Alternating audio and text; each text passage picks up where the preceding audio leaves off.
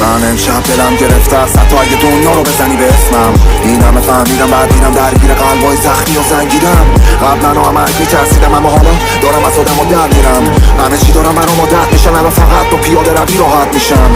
همه ما زندانی هستیم و همیشه تو حرفای احساسی غرقیم. همیشه میگرفتیم با دلداری گرمی و این حرفا باعث میشد احساسی تشیم. این چیزا به ما باخت میداد فقط و عصبانی میشدیم و داد میداد همش. تو چه دنیایی ساختی باز ازم. من درگیر عادی ساختنم و بیشتر از این ندارم هدیه بدم بهتر ایده‌ای بهت بدم یه ایده تلخه عین اون نامه هایی که رسیده به دستت نخوندیشون و همشون مجال زیر تختت. ورقای خالی برام دلشون تنگه ناراحت خدایی که ولشون کرده. وقتی باشه میسازیم ما همه دلمون گرمه هرچی تو مغزت بده بهمون ربطش. میبینی که زمین داره بالا میاره آسمونم سر رسیده با سیابش اما یه حس درونم میگه کارا زیاده ما میرسیم و مسیرمون با ما میادش.